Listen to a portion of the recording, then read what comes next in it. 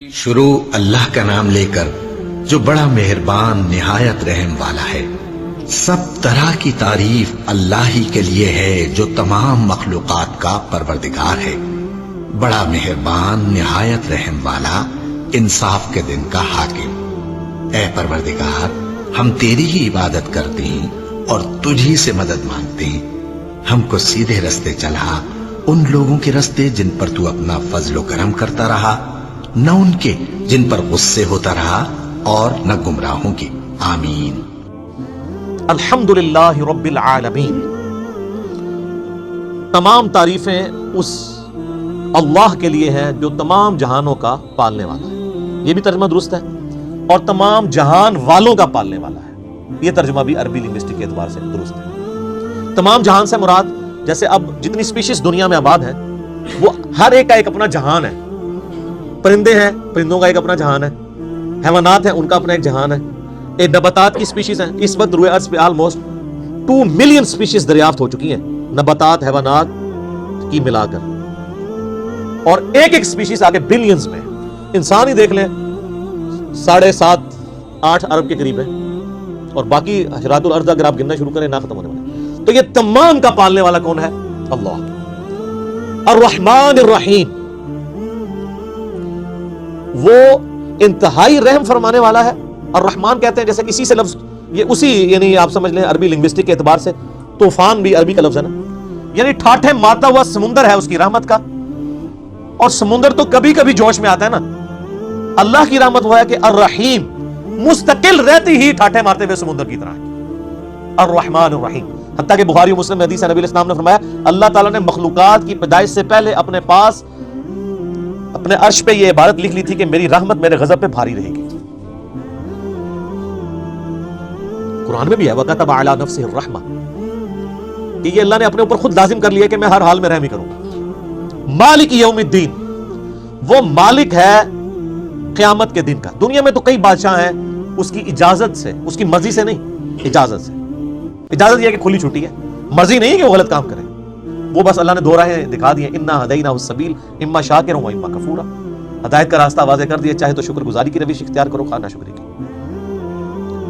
لیکن قیامت کے دن صرف اللہ ہی کا حکم چلے گا۔ دنیا والے جتنے احکامات ہیں، یہ سب کے سب پاورز لوگوں کی طرف سے جو اللہ تعالیٰ نے دی ہیں وہ سلب کر لی جائیں گی۔ لمن الملک اليوم للہ الواحد القہار، آج کس کی بادشاہت ہے؟ اس قہار کی جو سب پہ چھایا ہوا ہے۔ قہار کہتے ہیں سب پہ چھانے والا۔ تو قیامت کے دن کا مالک ہے۔ ایاک نعبد و ایاک نستعین، تعریف کرنے کے بعد اے اللہ ان ساری چیزوں کے ہوتے ہوئے حق تو یہ ہے کہ عبادت بھی تیری ہوگی، دعا بھی تجھ سے کی جائے گی۔ اے اللہ ہم صرف تیری ہی عبادت کرتے ہیں اور کرتے رہیں گے، تجھی سے مدد مانگتے ہیں اور تجھی سے مانگتے رہیں گے۔ اچھا، عبادت میں تو دعا بھی شامل ہے۔ جامعہ ترمذی میں حدیث ہے، سنن نسائی میں حدیث ہے، ابن ماجہ میں الدعاء هو العبادہ، دعا عبادت ہے۔ تو جب دعا عبادت ہے تو ایاک نعبد میں دعا شامل تھی، پھر ایاک نستعین کیوں آیا؟ اس لیے کہ سب سے سینسٹیو ایشو ہی دعا کا ہے، غیر اللہ کو مدد کے لیے پکارنے کا۔ تو اللہ تعالیٰ نے اس کو اسپیسیفکلی بیان کیا، اس کے باوجود امت کی اکثریت غیر اللہ سے مدد مانگ رہی ہے۔ ایک تو ہے ظاہری اسباب، وہ تو آپ مانگیں، تو قرآن میں حکم ہے وَتَعَاوَنُوا عَلَى الْبِرِّ وَالتَّقْوَى وَلَا تَعَاوَنُوا عَلَى الْإِثْمِ وَالْعُدْوَانِ، یہ تو بالکل ٹھیک ہے۔ اهْدِنَا الصِّرَاطَ الْمُسْتَقِيمَ، اے اللہ ہمیں چلا سیدھے راستے پر۔ یہاں بھی دھوکے دیتے ہیں، اور یہ سارے بزرگ ٹھیک ہیں، سارے ہی راستے ٹھیک ہیں۔ وہ قرآن میں تو راستے آئے گا ہی نہیں ہیں۔ قرآن میں گمراہی جمع کے سیغے سے آئی ہے، ہدایت ہمیشہ سنگولر کے سیغے سے۔ ظلمات آیا گمراہی کے لیے، نور آیا، انوار نہیں آیا۔ تو قرآن کا ترجمہ ہی غلط کر رہے ہو۔ اهدنا الصراط المستقیم، اے اللہ ہمیں چلا سیدھے راستے پر۔ صراط الذین انعمت علیہم، راستہ ان لوگوں کا، راستے نہیں۔ وہ کہتے ہیں چاروں ہی حق پہ ہیں، پانچوں ہی حق پہ ہیں، سارے ہی ٹھیک ہیں۔ راستہ ان لوگوں کا انعمت علیہم، جن پر تیرا انعام ہوا۔ اور یہ آیت پڑھ کے اپنے بابوں کے نام لینا شروع کر دیتے ہیں۔ یہ بابے تو جمع بھی نہیں سن اس ٹائم جب آیت نازل ہوئی ہے، اور پھر یہ بابے بھی مختلف ہیں۔ بریلویوں کے انعمت علیہم جو ہیں وہ مغضوبی علیہم ہیں دیوبندیوں کے، اور دیوبندیوں کے انعمت علیہم جو ہیں بریلویوں کے مغضوبی علیہم ہیں، اور ضالین بھی ہیں۔ تو بابوں کی کون سی آپ ہمیں ڈوز لگا رہے ہیں؟ کوئی بابے کا عمل نہیں ہے۔ انعمت علیہم کون ہے؟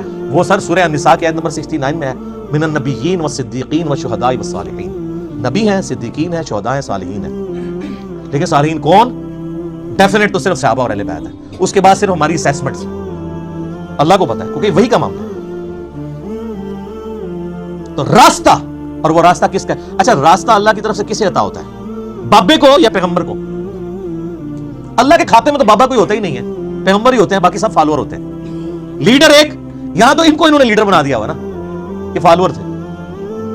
اور وہ سر مسند احمد میں صحیح سند سے حدیث ہے، مشکات کی آپ کو پہلی جلد میں ملے گی، نبی علیہ السلام نے زمین پہ ایک لکیر کھینچی، ارد گرد ٹیڑھی لکیریں کھینچی، اور آپ نے وہ سیدھی لکیر پر انگلی رکھ کے سورہ الانعام کی آیت پڑھی، وَأَنَّ هَذَا صِرَاطِي مُسْتَقِيمًا، اور یہ کہ یہ ہے سیدھا راستہ جو میرا ہے، جو بالکل سیدھا ہے، مستقیم ہے، اسی کی پیروی کرو، ادھر ادھر کے راستوں کی پیروی مت کرنا، وہ تمہیں بہکا دیں گے۔ یہ ہے وہ چیز جس کی اللہ تمہیں وصیت کرتا ہے۔ یہ آیت آپ علیہ السلام نے پڑھی اور اپنے راستے کو کہا یہ سیدھا راستہ ہے، صراط الذین انعمت علیہم غیر المغضوب علیہم ولا الضالین آمین۔ بچانا ان کے راستے سے کہ جن پر تیرا غضب ہوا اور جو گمراہ ہے۔ اور اس کے بعد بخاری مسلم میں الفاظ ہے کہ نبی علیہ السلام سورہ فاتحہ جب بھی پڑھتے تھے تو آمین کہتے تھے۔